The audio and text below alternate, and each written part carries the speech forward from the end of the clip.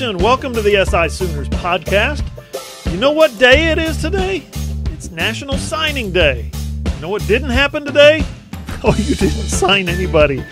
They signed nothing. They signed nada, zip zilch. Lincoln Riley told us today. I'm not even sure why we had a press conference, but I'm glad that he did. It's always good to get some hear from the head coach. But he basically told us today that Oklahoma didn't even send out any national letters of intent, Ryan. Wild. Obviously, I haven't been covering National Signing Day as long as you have, John, but the day in February, I remember when I was a kid, this was the big day that everyone got hyped for on sports radio. It was monitoring the fax machines, all that stuff. Today, it wasn't even a whimper, John. It was just nothing. I know the early signing day is, the primary signing day with all the fanfare and stuff, but to not have a single person coming in, a single signee today, pretty wild. I don't think I could have ever thought of this 5-10 years ago. Yeah, I looked on Sooner Sports, man. They didn't have anything. They had the press conferences, the Dennis Simmons, the Alex Grinch, and the Lincoln Riley videos, but that's it. It's like they literally didn't sign anybody. They didn't try to sign anybody today. It was weird. It was like the beach party that you go to every year has been moved indoors. Or I likened it in the story that I wrote to Mardi Gras. Mardi Gras. Everybody's having a good time. Everybody's a little bit buzzed. Some of us are sideways about National Signing Day, right? Well, today it was just like you go down there and there's nobody on the street. Bourbon Street is empty, man. It was weird. Ryan Chapman, he's in Norman. I'm John Hoover, and I'm in Tulsa. Thank you guys for listening to the SI Sooners podcast. Appreciate that. And thanks again for watching my YouTube channel. SI Sooners is, as you know, a Fan Nation affiliate, part of the Sports Illustrated Network, SI Sooners, allsooners.com. And I'll tell you what, because of you guys, the reader, the listener, the viewer, business is good. We set a record for traffic in January that just blew my hair back. And, of course, the bosses loved it. So from the bottom of my heart, I thank you guys. And if I might add, if you want to be like our friends at Trade Pros and advertise with us at SI Sooners or on the SI Sooners podcast, where your advertisement will be seen or heard, folks, by literally millions of people every month, released in December and January. I'm not making that up. Just drop me an email, allsoonersi@gmail.com. We'll get you hooked up. Ryan, let's get into this signing class that Lincoln Riley brought in today. Oh, you know what? Never mind. Well, thanks for listening to the SI Sooners podcast, everybody. That's our show for now. Just kidding. The world of college football has just changed, man. It's wild. Lincoln Riley talked about it today. I asked him about, just 2 or 3 years ago, this was a huge celebration. I mentioned the Mardi Gras earlier of college football. It was weird today to get on there and say, hey, Lincoln, how's your class? Because usually it's, we signed a great class. Everybody's great. We're going to have national championships and Heismans, and how could anybody not be happy? And today it was just kind of, we had a defensive staff meeting today, and I gave Dennis Simmons a promotion today, and these guys here, they're working hard to come back from injuries. It was a very workmanlike day for the Sooner coaching staff, I think, Ryan. Yeah, for sure. I mean, the biggest conversation point almost was the transfer portal guys, because that's the only additions or subtractions to the team that we've had since the Cotton Bowl, since that early signing day where all 16 members of what's going to make up this freshman class signed in. So it's very bizarre, and it's just, I didn't know what to make of it, John, because even you talk about last year and the year before that, sure, the bulk of the class is done on that early signing day, but there's always 1 or 2 guys that Oklahoma's chasing down, trying to bring in, maybe a late signing day flip, something like that. Shout out Tidy Armin.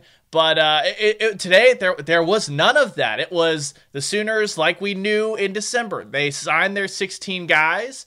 They swung the bat at a few others in the SI 99. Once they missed, they said, all right, we've got X number of scholarships. Time to dip into the portal and fill the needs. We've covered that. Oklahoma did a great job of addressing their needs in the portal. But like you said, John, it just makes for an unprecedented signing day. But, this 2020 leaking into 2021 season, unprecedented seems to be our day-to-day operation. Yeah, you're right. They did a great job in the portal, I thought, addressing the needs, raiding Tennessee. Lincoln talked about that today and how two of those guys, Key Lawrence and Wanye Morris, were guys that they had recruited previously. He talked about how, the running back from Tennessee, Eric Gray, he wasn't a guy that they recruited previously.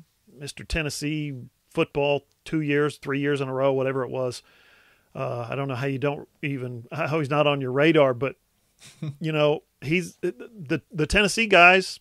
They had different stories. Two of them came kind of together, but then they get Gray. And they talked about Robert Conjo. We're going to have stories, by the way, on all these guys later on in the week at SI Sooners, allsooners.com. But he talked about Robert Conjo, the Arizona transfer, and he talked about Micah Bowens, the Penn State quarterback transfer. Everybody likes these guys. They're going to, at some point, contribute. Also, something that came up today I thought was interesting was I mentioned earlier about the couple of guys coming back from injury, Caleb Kelly and Justin Harrington. Kelly, of course, is trying to get back for his 6th year at OU, and if he wants to, I guess he could come back next year for a 7th year. But Alex Grinch said he's looking real good. He's able to do a lot of stuff. He said we'll get him healthy at some point. Thought that was interesting. And then Harrington, I mean, think about it. This is a kid who came in last year from JC. He was supposed to be a day one starter, basically, but he got hurt on like the first day of practice, so hurt his knee. So he rehabs, red shirts, whatever, and Grinch said today, looks great. Not a lot of guys have been more engaged than him, and come to find out, they think he actually injured that knee, Ryan, in high school. What'd you make of Alex Grinch's comments today on Justin Harrington? Yeah, I thought it was interesting, specifically that it was I don't know if lingering's the correct word, but it's an injury the staff was aware of, and they just weren't maybe as aware of how bad it was until they got them under the great eyes of the trainers there at Oklahoma. So that makes some sense. But yeah, he's a guy that, he was the person in the secondary we heard all coming up to summer ball, everything. This is going to be the guy. He's going to come in. He's going to take somebody's job, all that stuff. And then one practice in, like you said, John, and all of that's a wash. So this is a secondary that, though they've got a lot of guys who have some snaps, particularly at the safety position, 2 very seasoned guys in Pat Fields and Delarian Turner-Yell, but if anyone's going to come in and anyone's going to contribute, like I feel like that's a unit where Alex Grinch, more than any other, welcomes the competition. He wants as many guys as possible to be out there getting reps. So I don't understand why that would be a bad thing at all. I think that Sooner fans should be very excited about him getting healthy because he was that guy before he got hurt. Imagine what he could be now. And as we'll talk to later, there's a spot or two now extra that's open that we didn't think was going to be vacated at the end of the Cotton Bowl. Yeah, and I thought another interesting part of the press conference today was Lincoln talking about how the transfer portal, has changed the way they approach recruiting. My story was about this used to be a day that coaches would, stay up all night and get up on, or, get the coffee going at 6 a.m. or 5 a.m. or whatever. And now it's like we did all our work in December. We got some transfer portal guys. Today is just a work day. He talked about the readiness and the maturity and the experience factor of getting those guys from Tennessee, from Arizona, from Penn State, although Micah Bowens didn't actually play yet at Penn State, getting those guys in the fold who have played college football before. It's more of a known quantity. And that's kind of, in a couple of positions at least, that's kind of what this team needs, Ryan. Yeah, and it's such a weird thing. We talked about it last week that the way this panned out is perfect for the timeline that the Sooners are on. Oklahoma, the expectation is not to make it to the college football playoff, John. It's to win their first college football playoff game and challenge for a national championship in 2021. Now, that all starts, as we know, in the spring, in the summer, and in the fall on the practice fields of guys feeling that there's challengers from their own position group. They have to play their best in practice to get on the field on Saturday before they even play an opponent. So by dipping so heavily into the transfer portal, that means the Sooners are getting guys that know what it means to take the field on Saturdays, know what it means to play elite college football. So that's just going to immediately infuse competition into those rooms all over again Because like Lincoln Riley said, high school guys can get, his specific examples, they can get wound up and wrapped up in the facilities, things like that. Not so much the transfer portal, because everyone has a story, why they went to school A to start with, why they left school A. Everyone has a mission, and I think that it fits perfectly with what this team is trying to accomplish this year. So what better year to raid Tennessee in the portal and come out with a lot of experienced guys across the spectrum. Exactly. Another element of the transfer portal that he talked about today was tampering. Tampering? What? No, that's not good. People aren't cheating in recruiting, are they? He expressly said we'd be like sticking our heads in the sand if we said it wasn't happening. It's happening. So I think what you look for is when a kid announces he's entering the transfer portal, or a school maybe announces that the kid is in the portal, or the word leaks out that the portal has been populated by this player's name, like the next day he's already signed a letter, right? That's when you got to look into some tampering. Ryan, I thought that was fairly entertaining, the way he approached that question and basically said, yes, people are tampering across, and tampering of course means, hey, player XYZ, why don't you put your name in the transfer portal, come to Tennessee, or come to Georgia, or come to Arizona State, or come to Colorado, whatever. He said it's happening. How surprised were you about that? It doesn't surprise me really at all, John. I did momentarily black out and think I was in an NBA press conference, though, with all the tampering mentioning. That was maybe the most surprising thing.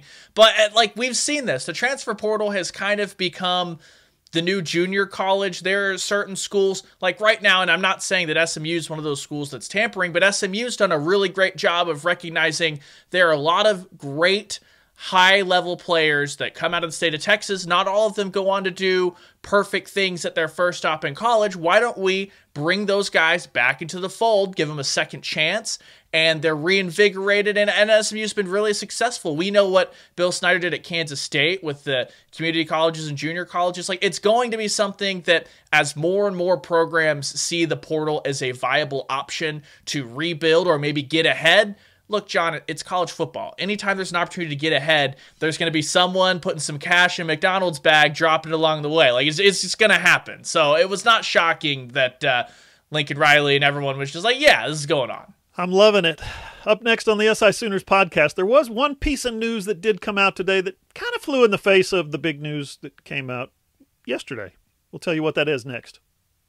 Hey, listen up. Winter's here, okay? But you know the seasons in Oklahoma. Cold one day, hot the next. That's a lot of work for your heating and air unit. But the guys at Trade Pros, they got you covered. Sign up for one of their no-hassle service plans. You can go pro, become elite, or the best deal's the MVC, most valuable customer. They'll come out twice a year and tune up your AC and your furnace. You get priority scheduling, and you get additional discounts. Just call Caleb or Carrie at Trade Pros, 405-249-7290, or go to TradeProsOKC.com, or look them up on Facebook. Trade Pros. That's one word, Trade Pros Heat and Air.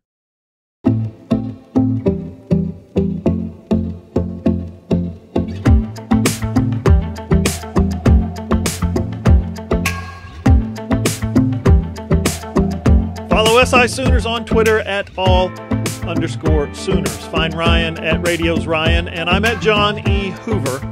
Our website is allsooners.com. We are a Fan Nation affiliate. Part of the Sports Illustrated Network. All of our content, as you know, is free. No memberships, no subscriptions, no credit cards. Just click and enjoy. The video version of this podcast you can find on my YouTube channel. That's John Hoover Media. Remember to subscribe to my other channel right there. This one's going away. You're going to have to subscribe to that. I'm not like doing this just because it's fun. This one is going away at some point. I don't know when. So just subscribe to that other one. Posted a bunch of press conference videos up there today. You'll get over there and see all those. Okay, Ryan, big news yesterday. Bookie Radley-Hiles is in the transfer portal. We're not breaking anything here. We're talking about yesterday's news. That's what we do on podcasts. Both Rivals and 24/7 Sports have, I guess, someone who has access to the names that are in the transfer portal. That's cool. We're trying to get there. Bookie's name popped up yesterday. News broke. Apparently he wants to explore his transfer options. That's cool. Probably that turned into one of the biggest stories in terms of fan interest and traffic and things like that we've had at allsooners.com. You can read about it on our website. You can go to any, like a dozen of Facebook groups, I guess Bookie groups, and read the comments. That kid is one of the most polarizing figures that I have ever seen in an OU football uniform. People either love him or they hate him, or they're at least willing to tolerate his boneheaded plays, or they absolutely despise him. It's one or the other. But Ryan, Lincoln came out today, interestingly, and said, in fact, I think it was Garen Emig said, are you okay to talk about Bookie? And he's like, yeah, sure. He started to talk, and Garen was like, well, here's my question. And his answer was, I hope he doesn't leave. He basically said, I'm a fan of Bookie. I hope he stays. We'll see where that goes. Just so you'll know, entering your name in the transfer portal doesn't automatically remove you from the roster or cost you a scholarship or anything. You basically just get to kick the tires on other schools. But Ryan, Lincoln has made it clear, I think, in the past, kind of his stance, I guess you could say, is that if you enter your name in the transfer portal, that means you're done at Oklahoma. But that's apparently not the case this time with Bookie. Yeah, and this is a guy that Lincoln Riley has defended publicly on more than one occasion now. So I think that it's very clear that what goes on behind the scenes, this has been the message from all the players that you've seen on Twitter. This has been the message from the coaching staff from day one. What Bookie brings to the program behind closed doors can't be measured. The way that he has an impact, it sounds like, with working with those younger guys and bringing them along. We've all heard the recruiting stories of any recruits that come into Norman, John. They absolutely love Bookie. He's a guy that people gravitate towards. So it's one of those things that you can kind of understand.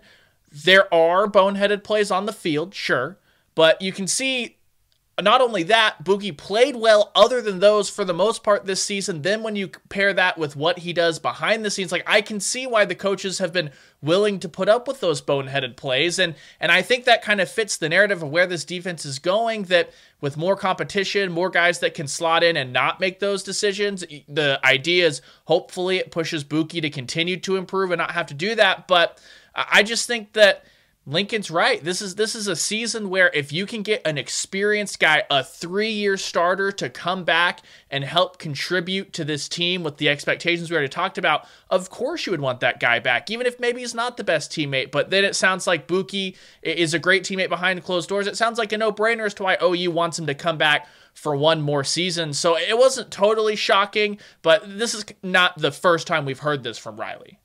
Yeah, I think you put it correctly. Being able to put up with his boneheaded plays. You take the good with the bad with Bookie. There's a lot of layers, in my opinion, with a guy like Bookie Radley-Hiles. And what I mean by that is, like you said, you mentioned all the aspects of his behind-the-scenes work, things that people never see. I'll tell you this from behind the scenes, in the past 2 years, not necessarily this year because everything's been on video, but the past 2 years, when he comes in for interviews, again, this is not the biggest deal in the world, of course, but I'm just giving you our perspective from the media. He's one of the best guys there is. He's kind. He's what would you say? He's reflective. He's respectful. He says yes, sir, and no, sir, and he's friendly, and he smiles. Now, that doesn't take away a 15-yard penalty against Iowa State and Ames, but it just goes to show you that there's a lot of layers to this kid. There's a lot to him. And my take on Bookie and Lincoln is this, basically. OU players, I think, yesterday, today, last night, they got on social media and they expressed their love for this kid. They expressed their respect, all that. Social media was chiming today with Bookie's teammates. What's Lincoln supposed to do? What's he supposed to say after all that? Is he supposed to say he's glad he's gone, good riddance, too bad all you guys miss him because he ain't coming back? I mean, Lincoln's pretty smart, and he knows the best way to recruit his own players, the best way to let his own players know he's got their back is to say, man, I hope Bookie comes back. Now, I'm not saying that Lincoln doesn't believe that. I think he's made it pretty clear how he feels personally about Bookie, and he's behind the scenes, and he loves the kid. He loves everything that he brings to the team other than the 15-yard penalties and stuff. But I don't think he's coming back, Ryan. Lincoln left the door open. If you want to see the full press conference or the full quotes, just go to allsooners.com. He did leave the door open, but I think Bookie's feeling underappreciated, maybe by the fan base. I don't know. He probably saw Trey Norwood kind of take over the position last year, late in the season. Maybe Trey Norwood kind of put it on display how that position's supposed to be played, right? And I think he saw what a monster that Justin Harrington can be or is becoming, and maybe some of those other guys that are trying to find a spot in that defensive backfield. And I think he realized, crap, I got benched by Trey Norwood. I'm probably not going to play much behind these other dudes. Because he was playing, Ryan. He was a 3-year starter. He loved his teammates, all that stuff. Or what do I know, Ryan? Maybe he's just homesick for Cali. I don't think you're far off, John. And plus, it's another one of those things that the book was out on Bookie in the Big 12 Conference. You saw this every single game down the back stretch of the season.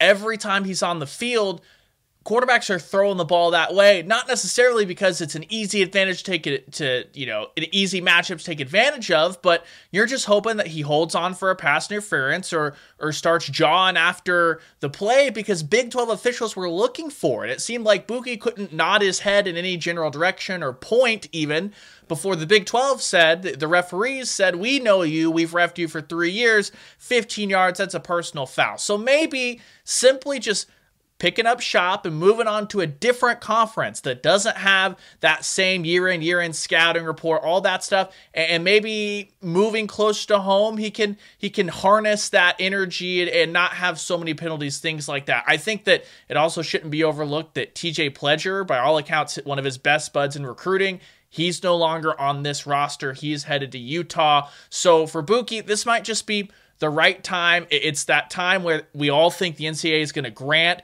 these immediate eligibility waivers for everyone transferring around. What better time than now to hit the reset button, start fresh? You got 2 more years of eligibility left. Just go ahead, use that one-time transfer, and maybe find a different fit where there's just not so much baggage on both sides. I wonder if it's, going back to our previous segment, I wonder if it could be players tampering. You make a good point about Pledger. They were boys back in junior high and even younger, I think, 10, 12 years old in the Valley in California. They attended the same, I think, sophomore year, maybe they played together. I can't remember.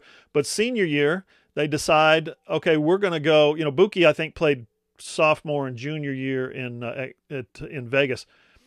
They decide senior year, we're going to go to IMG. And then they decide we're going to go to Oklahoma. And now you're seeing kind of another decision. They're both in the transfer portal. I wonder if it's Pledger that could be, and I wonder if that's technically tampering. If Pledger's calling his best friend from childhood saying, bro, come play with me. Come to Utah. We got it going on here. We're in the Pac-12. We got some great road trips. We got some great opponents coming. Is that tampering? I don't know. We need to get an NCAA clarification on that. Up next on the SI Sooners podcast, somebody going to get a big raise. Hey, are you a business owner looking to get your product out there to the masses? Let's say you run a hotel in Norman or a car dealership in Oklahoma City or a restaurant in Edmond, or maybe you're a small online business who creates and sells OU merchandise and you just want Sooner Nation to come sample your wares. Well, then consider advertising in this space right here on the SI Sooners podcast. SI Sooners reaches thousands of readers, viewers, and listeners literally every day. And the SI Sooners podcast is the ideal place to find your next customer. To advertise, send an email to allsoonersi@gmail.com or DM us on Twitter at all_Sooners.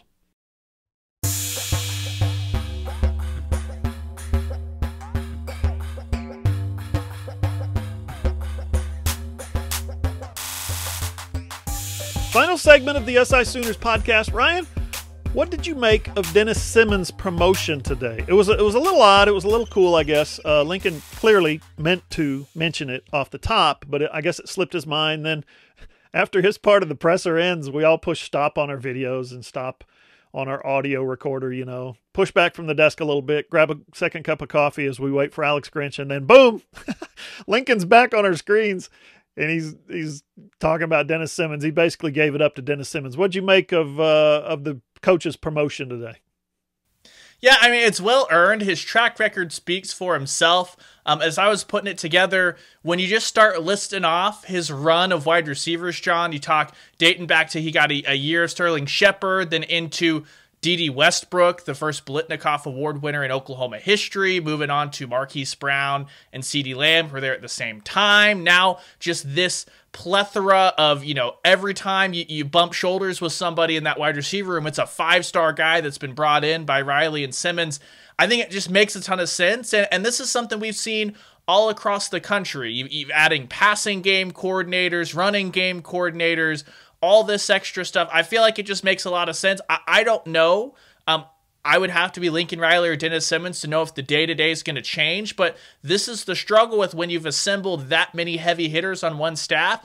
You got to start handing out some new titles and a little bit of pay bump to keep everyone happy and there, because these are attractive candidates for any offensive coordinator job, head coaching jobs, the like, all around the country. So if you want to keep them at Oklahoma, John, you got to keep them happy, got to keep them paid, and you got to hand out a passing game coordinator. So it's well earned. I don't know if anyone on the staff, you're talking Gundy, Simmons, and Bedenbaugh are those three just absolutely massive heavy hitters who have the resume to get that kind of promotion. So it's well earned to him, and he just seems such like a great guy in the limited interaction I've had with him. So happy for him. You mentioned Bedenbaugh. He's the co-offensive coordinator. Okay, that's his title as of right now. Two things about Dennis Simmons. One is he is okay, Lincoln Riley took some heat last year for some of his play calling, game planning, whatever it was. And I actually asked him during the season, hey, are you in a situation where you might ever consider hiring an offensive coordinator to help you with the game plan? Because you take on the head coaching job, that changes the amount of hours that you have. Remember the story I had from Mike Leach, and Gus Malzahn said, yeah, don't do it. If you can avoid it, don't be a head coach and a play caller. They both said that. Mike Leach, his mentor. So maybe this is kind of a step in that direction. And then the other thing is Dennis Simmons and Lincoln Riley they go back to Texas Tech under Leach. They're kind of buds, kind of boys, kind of coming up together through the coaching ranks. Lincoln brought him in with Ruffin, of course, at East Carolina, and then Lincoln hires him, or Lincoln, recommends him, I'm sure, as offensive coordinator, recommended him to Bob Stoops. So they go back, and they're kind of tied together a little bit, but this isn't what that is. Ryan mentioned it. All the 5 stars. The guy he's absolutely earned this and probably more. And I don't know what his raise is going to be. We'll find out. But he's been killing it in recruiting. In addition to those three guys that you mentioned that he recruited, Marquise, Hollywood Brown, and D.D. and C.D. Love saying those guys' name back to back. He goes and brings in the 3 5-stars 2 years ago. Then last year he brought in Marvin Mims, he wasn't a 5-star, but he probably should have been. Now he's got an incoming receiver core that includes 2 SI-99 guys. I'll try English next time. Billy Bowman and Mario Williams, a former SI-99 guy, Cody Jackson, who he talked about extensively today.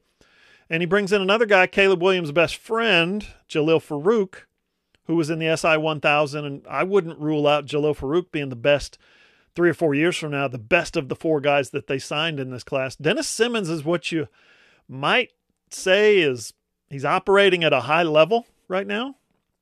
And I think when they announce the new contracts in June, yeah, he's going to get paid. I thought it was interesting too, Ryan, that Dennis was asked about his desire to be a head coach someday and what steps need to be taken for universities and other organizations to hire more black head coaches. And he said he definitely wants to be a head coach someday. He's not worried about it right now. He wants to be a receivers coach at OU, but he doesn't want to get a job because of the color of his skin. Found that very interesting.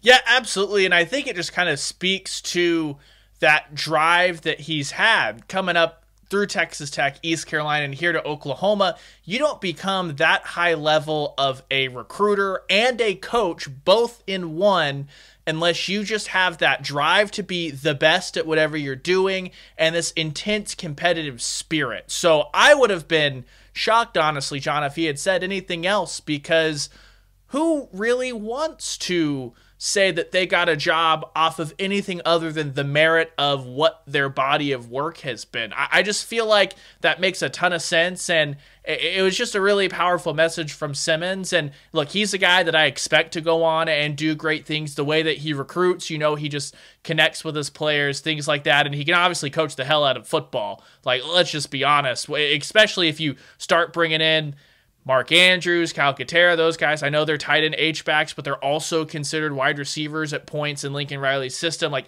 he's had his hands in all of the huge playmakers that have come out of Oklahoma since Lincoln Riley has been there, and I think it's well earned. And like you said, when that time comes around here a little bit further along in this offseason, he will be handsomely rewarded in the pocketbook area.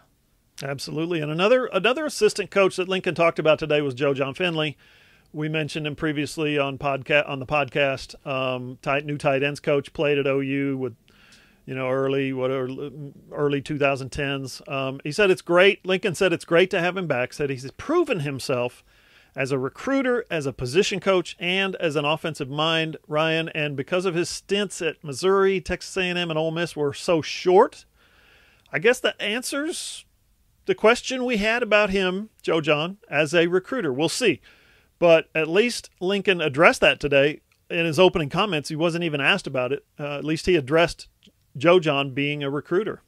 Yeah, for sure. And to a certain extent, I feel like you can kind of get an idea of John's ability to close and to pitch someone, because isn't that really what an interview is? You're pitching someone on why your skill set is best for this job. And now you mention all those names. Those are heavy hitter schools. So they're not just handing out a job to anyone just because you've played before or one connection you happen to have. Like, they want the entire package. So while we haven't seen an entire recruiting cycle out of Finley yet, I have to believe with the culture that Lincoln Riley has cultivated on this coaching staff, unless he believed that John Finley's not going to be a great recruiter, he wouldn't have given him the job. And even if you don't think that John Finley's up to whatever level you have in mind for him, again, he can fall back on a Cale Gundy, a Dennis Simmons, a Lincoln Riley. Those guys are just one office over if he needs any help at all with anything. So he's got great mentors there on top of that skill base that he already obviously possesses himself.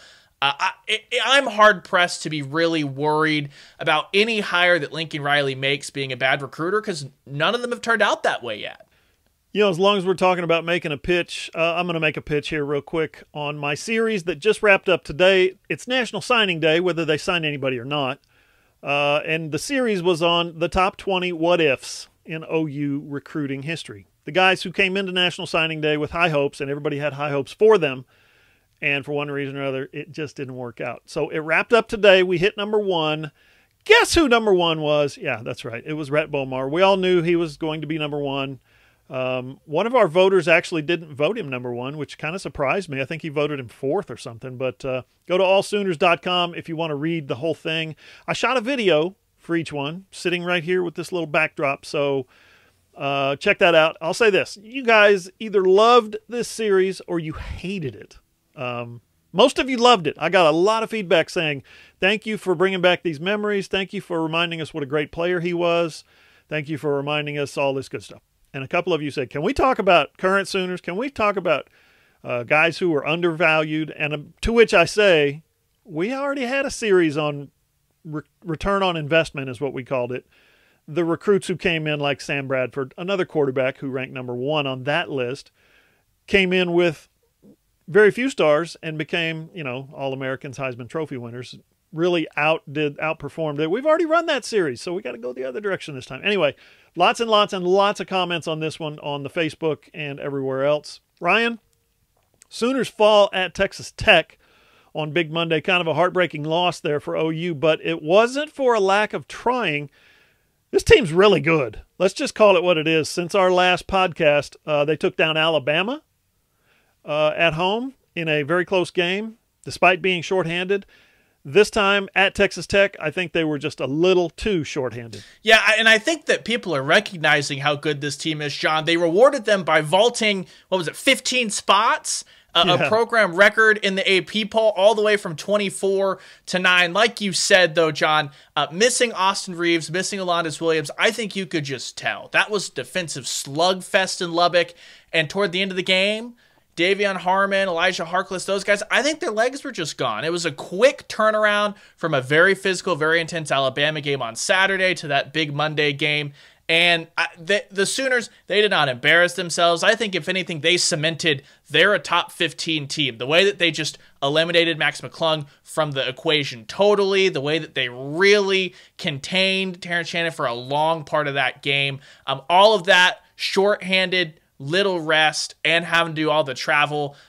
That's one of those games, John, you just chalk that up to that's Big 12 grind. I don't know what team in the country would have won that game on that night. So nothing to be sad about, nothing to hang your head about. Another impressive performance. Did it go Oklahoma's way? No. But 2 hard-fought battles with Texas Tech, I wouldn't mind seeing them play 1 or 2 more times this year. Yeah, and in all those bracketology, mock bracket type things that you're seeing, you're starting to see some momentum for Oklahoma as a 3 seed in the NCAA tournament. That's how well they've been playing. We'll see if they can keep up this pace, or at least if they can get back on track this weekend. Listen to the SI Sooners podcast on iTunes, Spotify, Google, iHeart, or wherever you get your podcasts, or on your Amazon-enabled device. Just say, Alexa, please play the SI Sooners podcast. Those guys rock. Or go to our website, allsooners.com, click on the player, and listen on your phone, your tablet, or your computer. And don't forget, you can always watch the video version on my YouTube channel, John Hoover Media. For Ryan Chapman, I'm John Hoover. See you guys.